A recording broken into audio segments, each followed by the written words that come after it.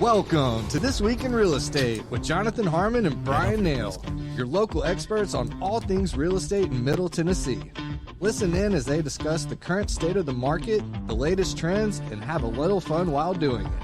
Not only is my thanks. We do want to say the opinions voiced on this podcast are for general information only and not intended to provide specific advice or recommendations for any individuals. All right, y'all, welcome back. It's on you, Jonathan. Okay. Welcome to This Week in Real Estate. It's Jonathan Harmon with Keller Williams. Sorry, I was not expecting that quick. And, of course, we've got Bryan Nale right over here. There he is. With Premise Mortgage.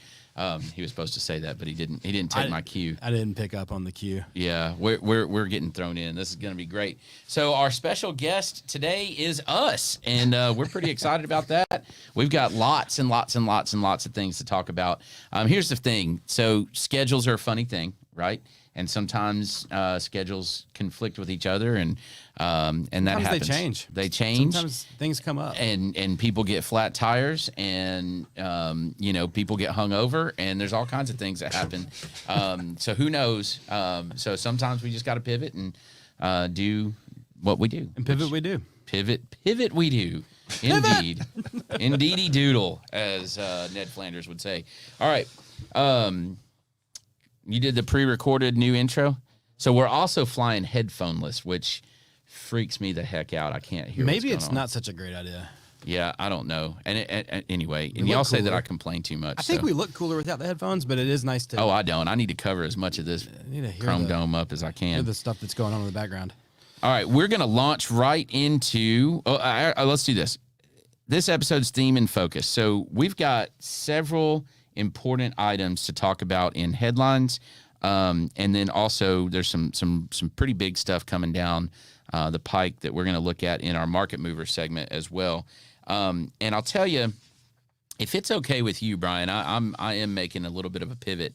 I think I'm going to take one of my headline items, and I think that's going to be part of what we talk about during kind of that guest segment, because I really want to talk about agency and interpreting some of the clickbait headlines that are in the news right now. That sounds like a wonderful pivot. And there's some stuff in the news that y'all, at best, it's ignorant, okay? And at worst, there's something kind of salacious behind it. And you kind of got to wonder, they always say, follow the money, right? Who's wagging the tail? Exactly. And how did some of these things come about?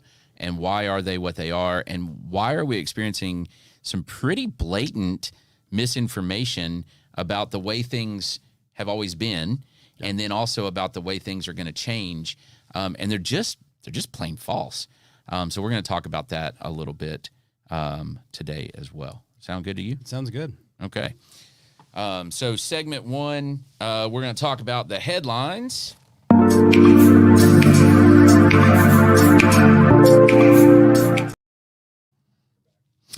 And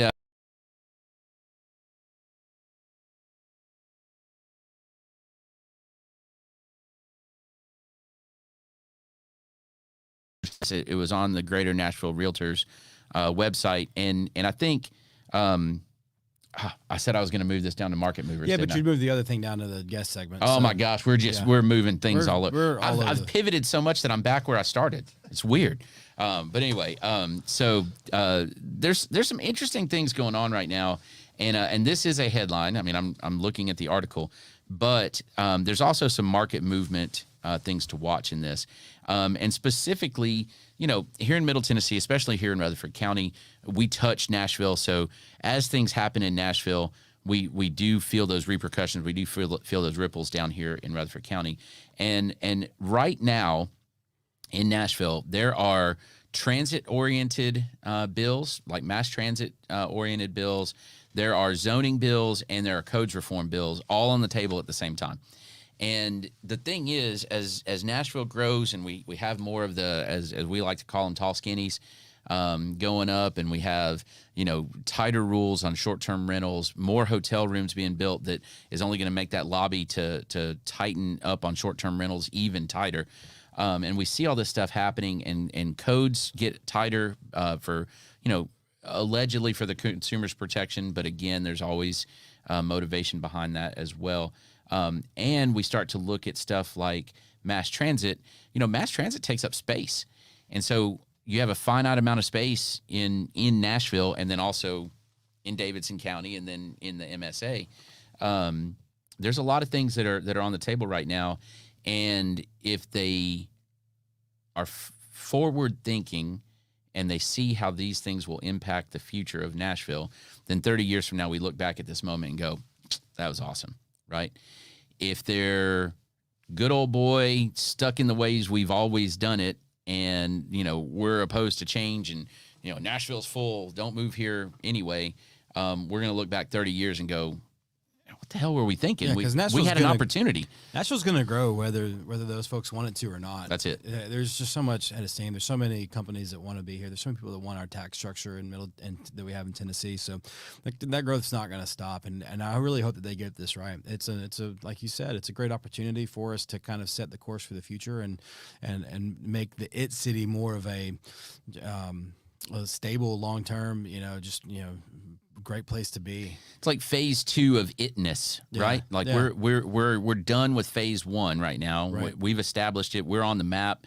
Our skyline, I'm sure everybody's seen that meme going around about how the skyline's changed in the last, 12 years or whatever, where It's got a picture of it. I mean, it's insane, right?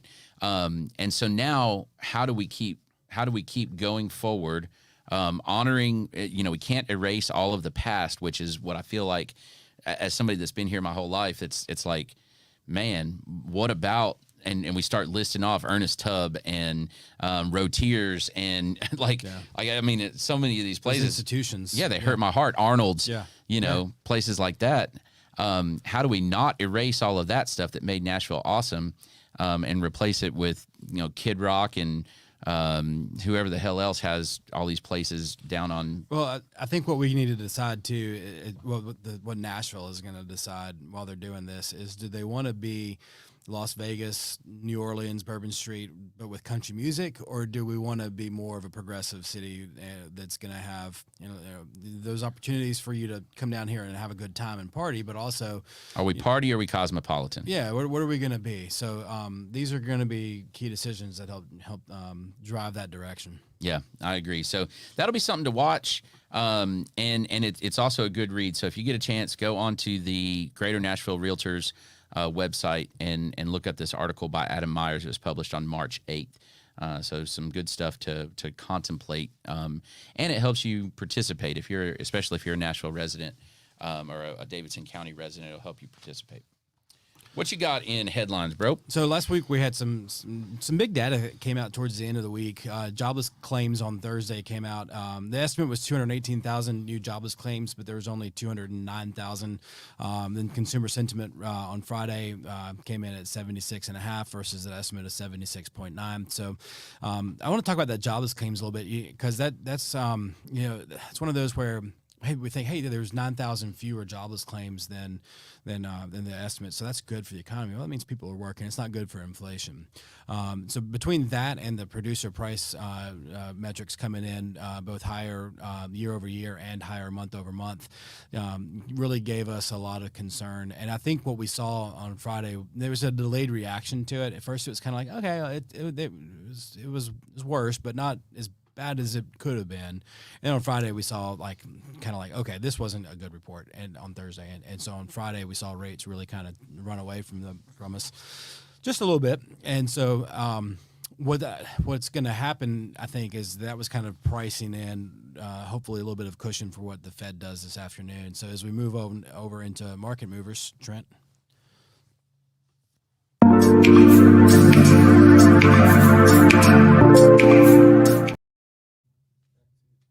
So the Fed is meeting today, and they I'm getting the sense that The market has been too optimistic for 3 rate cuts this year and has gone ahead and in advance of, we always know that like what the Fed does doesn't necessarily drive the rates. It's the anticipation of what the Fed's going to do. Sometimes we'll kind of move the market in advance of their actual moves.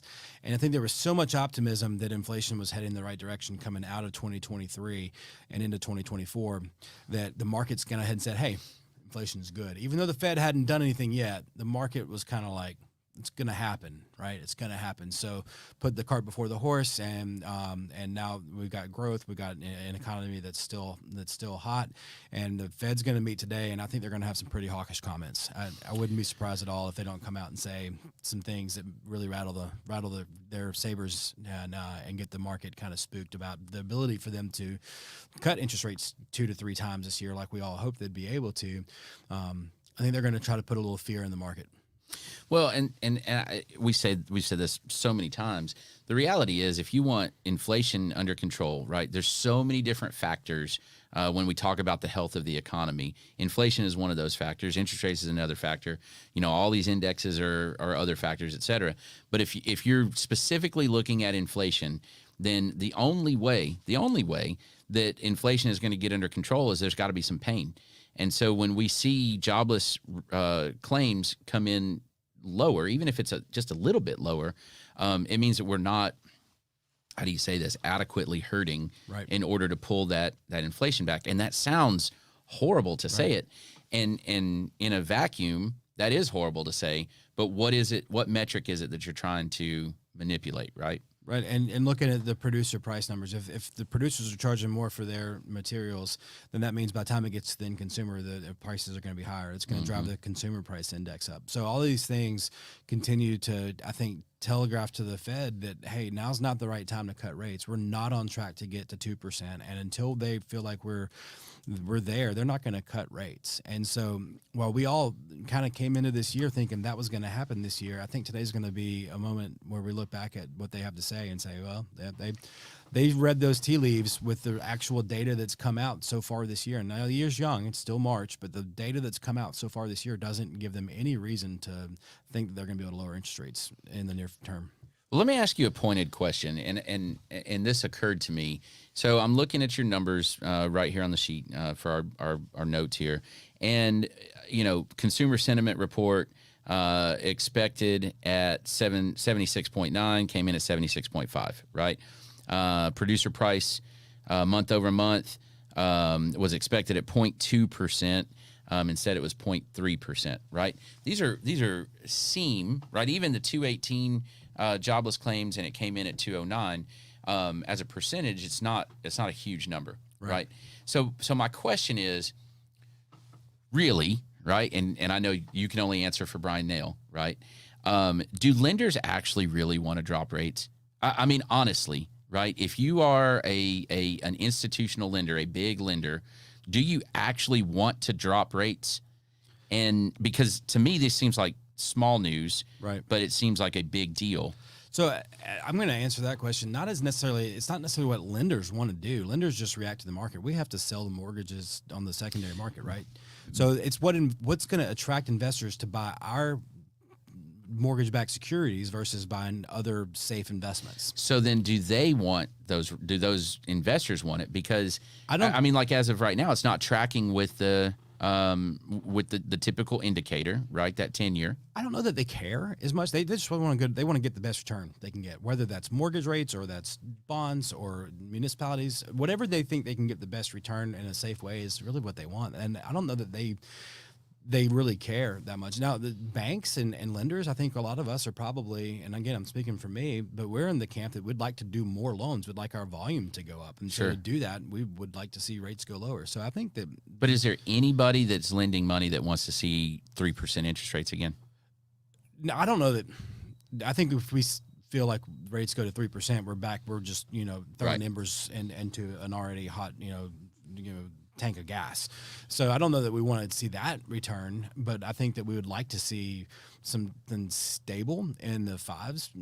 Personally, that's what I'd like to see, some stability in that 5% range. I think the market's already started to kind of adjust to where rates have been. And you see that with some of the news that's coming out with inventory and just multiple offers. I'm hearing more and more of that. We're also starting to see appraisals come in low, which is kind of spooky a little bit. So that means appraisers are starting to feel like we're going to see that. Mm-hmm. So, but yeah, to answer your question, do lenders want rates to move lower? I would say, yeah, we do, just from a volume standpoint. But really what we're trying to do is sell the mortgages that we write. And so for us to be able to do that, we have to be in the market. We can't be out of that. So that's really what it's going to boil down to. Gotcha. All right. So my other market mover right now is just the election cycle. And I'm going to be real brief about this. And here's the deal. Everybody has their own barometer on what they think is going to happen, right? And so if you talk to somebody on one side, they say, well, if such and such gets elected, everything's going to fall apart. And then you talk to somebody that's on that side, and they say, well, if such and such gets elected, everything's going to fall apart. And since we're split almost 50-50 through the country, what happens in every election cycle, and this is the fourth one I've been through as a real estate agent, presidential election, that is, everybody just waits. And so everybody's a little nervous about what it is. And then what happens is November 5th, November 6th, November 10th, whatever, everything happens. Everybody's like, and then they go right back to business. Yeah. And it's happened every single time.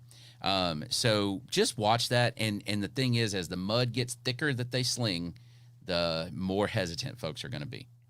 Makes a lot of sense. What's your shiny penny for this week? Give Trent a second there now.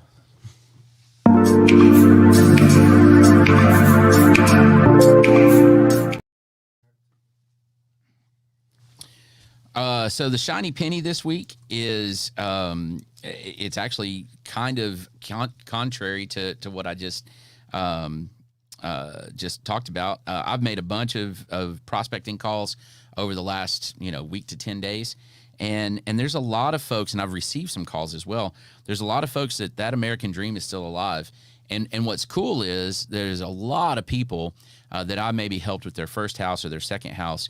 And now we're having conversations about how can I benefit in this current environment and maybe have a rental house and maybe, leverage some of what this almost windfall amount of equity that we've accumulated over the last 3 years, those kinds of conversations.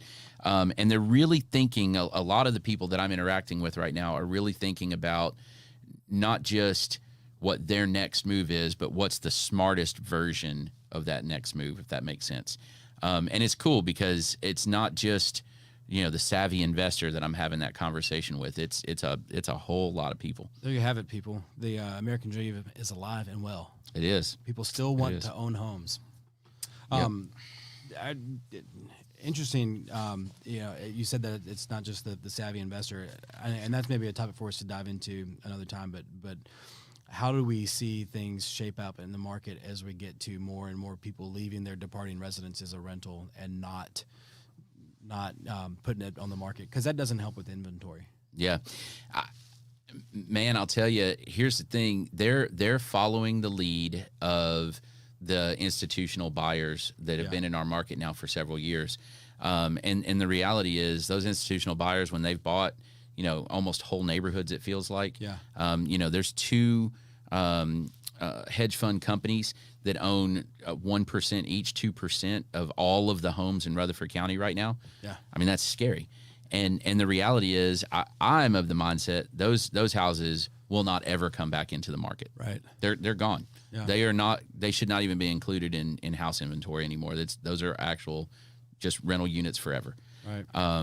And we can talk about how they would do that at some other point. But I mean, it makes if it more makes difficult. sense for BlackRock, then probably makes sense for Joe Evans down the street, right? That's it. Yeah.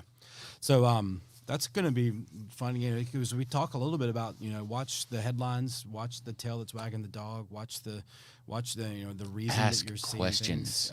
And I think that, as you mentioned at the top of the show, we're going to talk about some of that stuff in our special featured guest spot. Since we have a little bit of extra time, let's dive into that. Yeah, let's do it.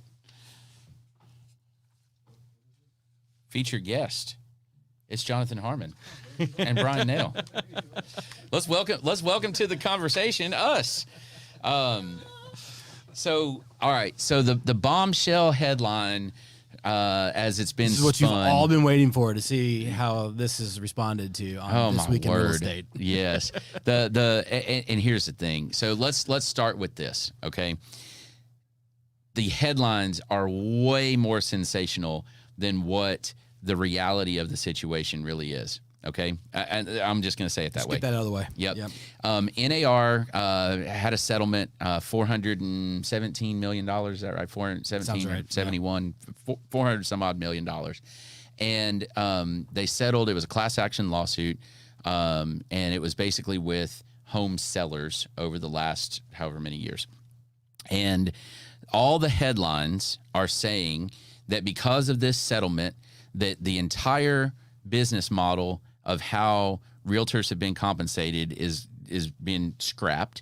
And not only is it being scrapped, that because the cost to sell a home, now NAR is going to essentially require its members to lower the cost of selling, the commissions.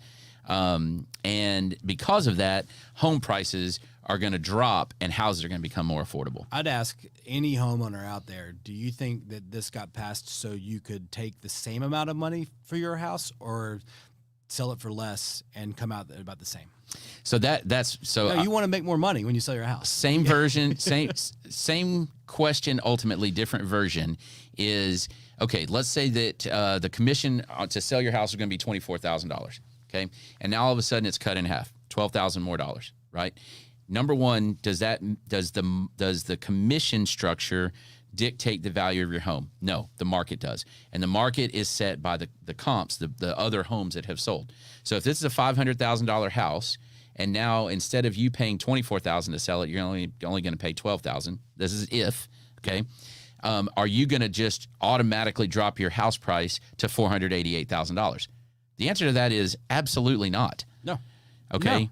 100% you're not going to do that. I would never do that. Nobody in this room would do that. Nobody listening to this, none of you would do that. No. It doesn't make any sense. That's a way better way to ask the question that I asked. But yeah, you're absolutely right. Nobody's going to do that. That puts more money in your pocket as the seller of the house. It doesn't mean that the home person buying your house is going to get it for less. Well, that's a good question. And so here's the next piece of that is, but does it, right?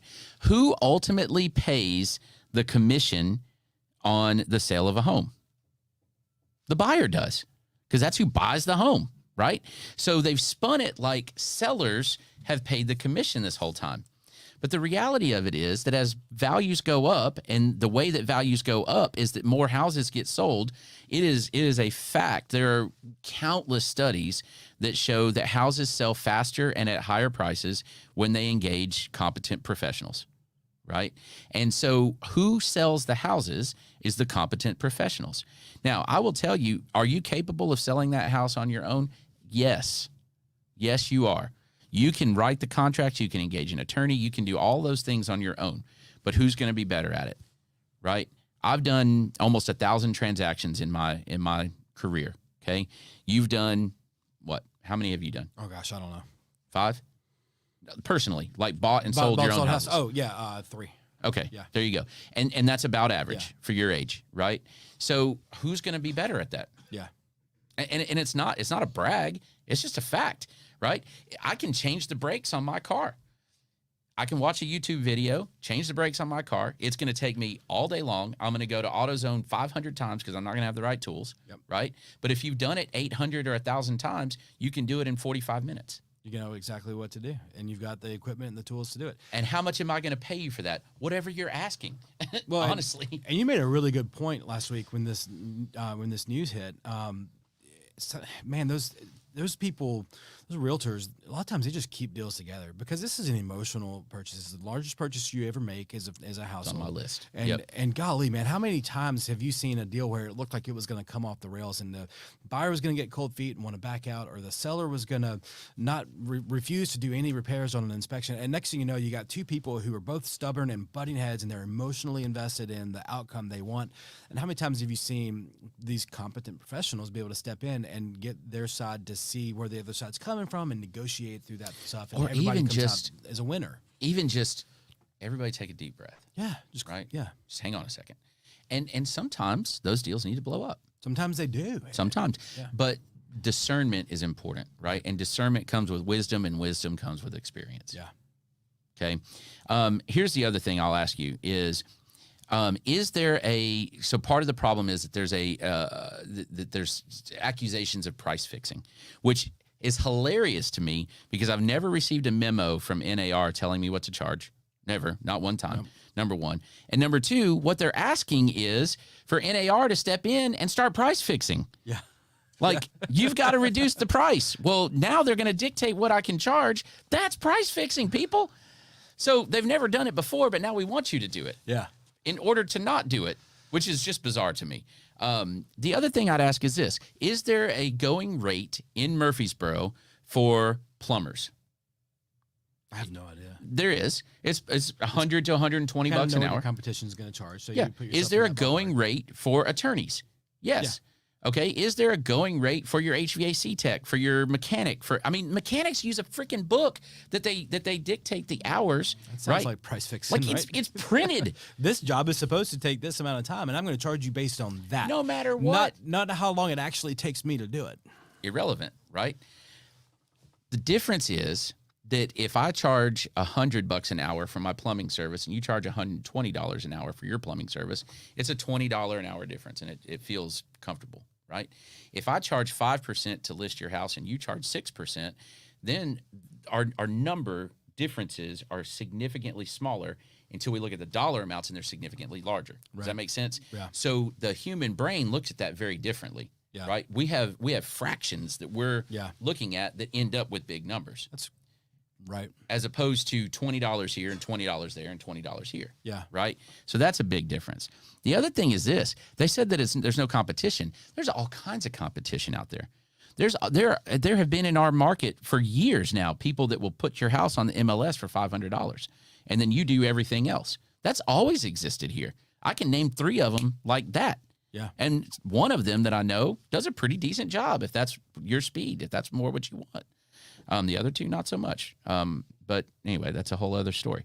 And then the last thing, and this is what's the scariest part about this, is the conversation is that this is going to make home buying more affordable, right? And so what that means is, again, is that seller going to drop the price? No, number one. So it's still going to cost the same for the house. But now the buyer is going to be on the hook entirely for that buyer agent compensation, which maybe they should be, right? And here's the thing. The way that the contracts have been written, they've been poorly explained. The buyer has always been on the hook for that. It's just that the seller and through the seller's brokerage have offered upfront co-broker participation or to pay. Okay, we've done a really poor job of explaining how that actually works contractually, but the reality is the buyer's always been on the hook for that. If they have a buyer representation agreement, they've always been on the hook. It's just been common practice for that to be co-brokered to share in that as a concession. What's going to happen now, though, in my opinion, the unintended consequence is that a lot more buyers are going to be unrepresented if this is the way that it goes. And that's not good. Or they're going to go into it with that, and so they're going to pay the same price for the house and then turn around and pay their broker separately. So it's actually going to make it less affordable. I still say you follow the money and you look at the people that would be behind something like this, and it's the ones that are going to benefit the most from unrepresented buyers. And it's large new construction. It's tech companies that call themselves real estate companies. That's it. And I think that's the biggest thing here. And that's and gosh, where do we get all of our information? From the internet. Well, who puts stuff out on the internet? Tech companies. Who drives these headlines? I mean, it's all right. It's pretty clear to me that that's what this. There's been organizations and companies that have wanted to disrupt the real estate industry for a long time, and they've been unable to do so because of the value of relationships and because of the value of local expertise and face-to-face conversation and accountability. When you say face-to-face conversation, I'm thinking accountability. And that there's some sort of accountability that one of my clients will have, and they can come into my office and say, hey, we missed our closing date. Why did you mess up? Why didn't you send the CD out to me on time? It's the reason that I refer people to you when they tell me that they're talking to Rocket Mortgage. Because I'm asking them, are you actually talking to someone? Yeah. And so they've been unable to disrupt the market for a long time. So I said, well, if we can't do it on our own merits with our own services and our own skills, let's take a legal route to try to disrupt the market. And that's what I think is happening. So it'll be really interesting. I mean, you're gonna encounter, I think, a lot of home sellers who see this as an opportunity to save a little bit of money, and so they're going to try to offer less to buyers reps, and they're going to. That's already been happening, though. Of course, I mean that has shifted in the last year already. This is going to add more Sure. fuel to that, right? So I think that what's going to happen is the market will decide to a certain extent. The market will decide how long those houses sit on the market compared to houses who take a different approach, sellers who take a different approach. I can't imagine being a selling agent now and not being able to put in what that broker compensation is going to be, because how many phone calls am I going to get?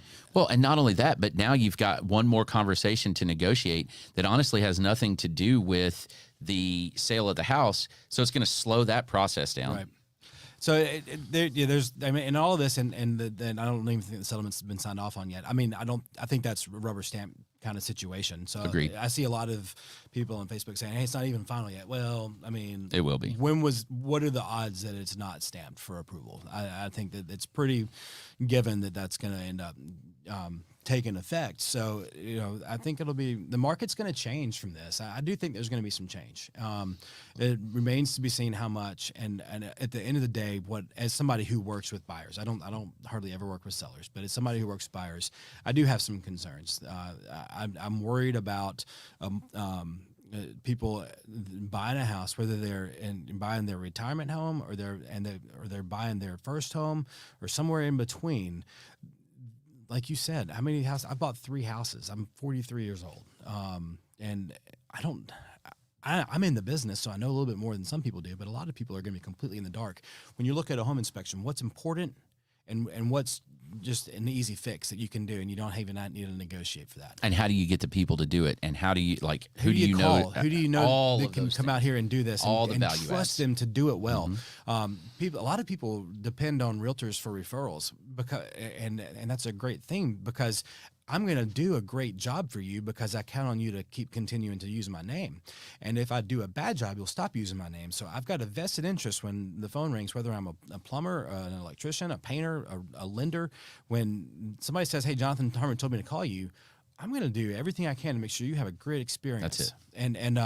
And so all of that, the downline of effect of taking buyers agents out of these transactions is going to be massive. At the end of the day, who's really going to hurt is home buyers. And if they're if you're reading that this is going to help home buyers, you're reading a headline that is, in my opinion, salacious and trying to speed this process up. Yeah. So I would say that to sum that up is really ask a lot of questions about the headlines. Yeah. These headlines are bloody car wrecks. I mean, they are, let's show you the carnage the best we can. Rubberneck this thing. Mm-hmm. Yeah. That's it. All right. Next segment. That was fun. That was fun. Let's see the picture. This is my favorite part of the show every time. This. Let's see this train wreck that I'm going to close my eyes until you tell me it's up on the screen. No.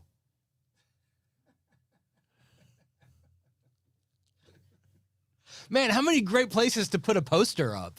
I mean, you can put a poster here, you can put a poster there. I imagine you could probably put a poster on the other side. I want my Scarface poster here, my Led Zeppelin poster there. Like, my daughter can have her Taylor Swift poster on the other side. I'm not going to lie, I'm still kind of trying to figure out what I'm looking at. So, is this like a partial, and it's got a seat, but the ceiling is, so there's like a gap? Yeah.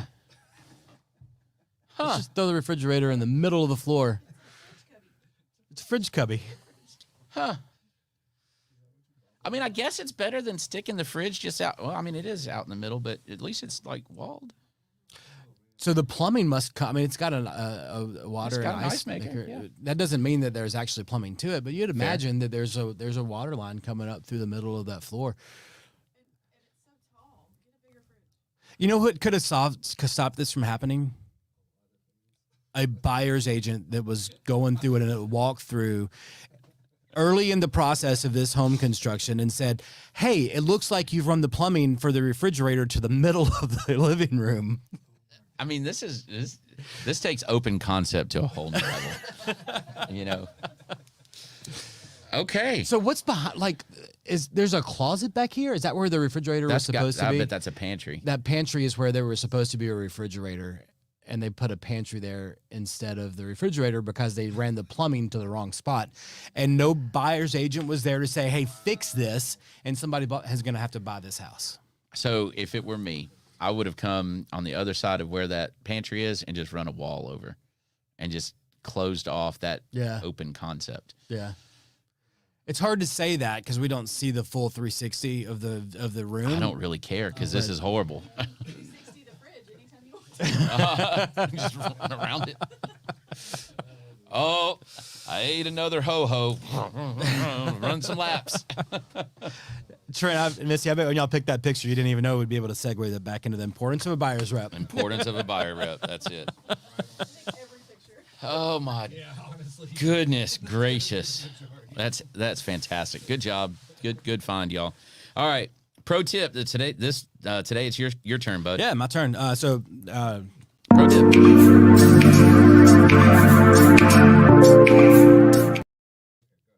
But just the tip of the pro tip. Oh wow. I feel like we're gonna need an extra disclosure. Let me gather myself. All right, so loan preparedness. So, all right, if you're thinking that you want to buy a house at some point this year, whether you're waiting for rates to calm down, you think there's going to be a crash, or maybe you're just getting started, whatever the reason, if you want to buy real estate this year, there's some things that you can do right now to put yourself in a better position to qualify for a mortgage and increase your purchasing power. So 3 tips. 1, pay down your revolving debt to 20 to 30% of the available limit. One of the major components of your credit score is what's called debt to credit ratio. And if you can take that, if you're close to 50%, 60, 70% of a $1,000 limit on a credit card, even paying that thing down $200 or $300 to get to 200 to 300 or 20 to 30% will make a big difference in your credit score. So do that with as many cards you can. It's not the Dave Ramsey approach, but doing that with multiple credit cards would be more important than paying one off and then moving on to the next and paying another one off. I'm a big fan of the debt snowball, but understand your season and understand what your goals are. And if homeownership and improving your credit score is a goal, this might help you get a better interest rate and get better terms.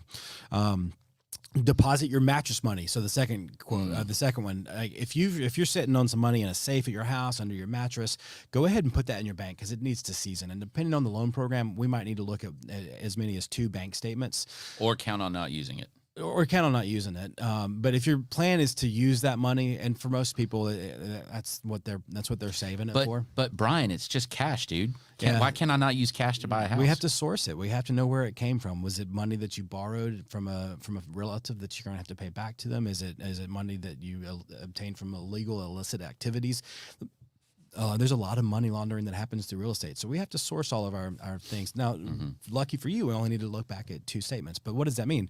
That could be as many as 90 days worth of of activity, because if I go back and look at 2 statements, I'm looking at your statement from January here in March. And so if that deposit is on that January statement, then we're going to need to wait until enough time goes that all we have to look at is the February and March statement.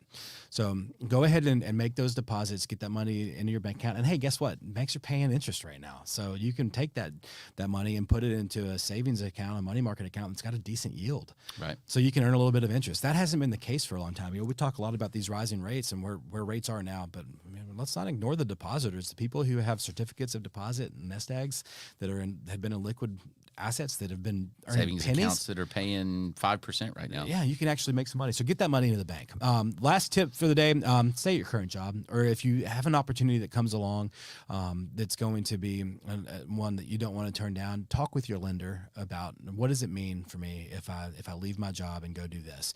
It might be just fine, but it might be disastrous. So talk with your lender and say, hey, this is the opportunity that's on the table. Should I take this? Should I wait? And have a good plan for your employment. Because if you're changing industries completely and you're going to something that's going to, maybe there's an opportunity to start your own business. Well, That could be problematic. That could be problematic. Or maybe you're going to take a job that to you doesn't seem that different than what you're doing right now, but it's going to go from W-2 to 1099 in a consulting role.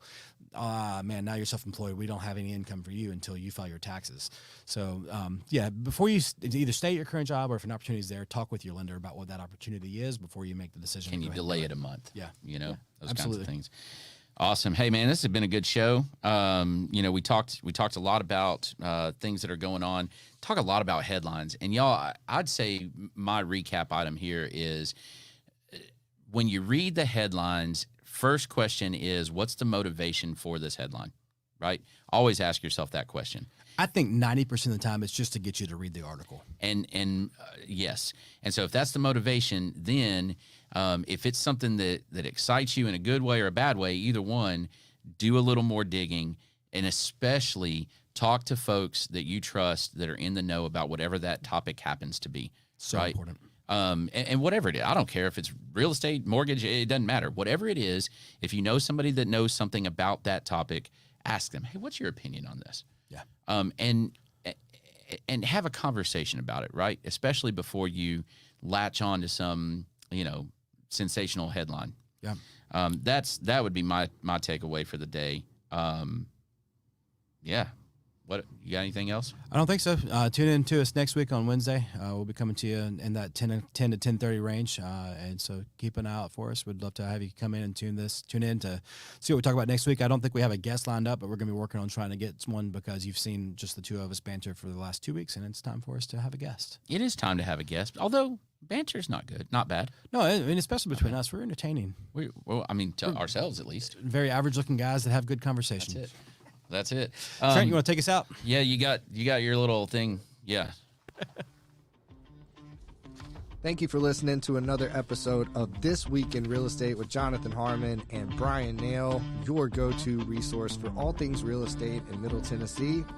Be sure to like, share, follow, subscribe, and leave us a 5-star review. We will see y'all on the next one. Now for the nitty-gritty. Primis Mortgage Company is a subsidiary of Primis Bank, a member FDIC. Primis Mortgage NMLS number 1894879, BK number 1042893, ML number 1894879. As always, all loans are subject to credit approval and product guidelines. Equal housing lender.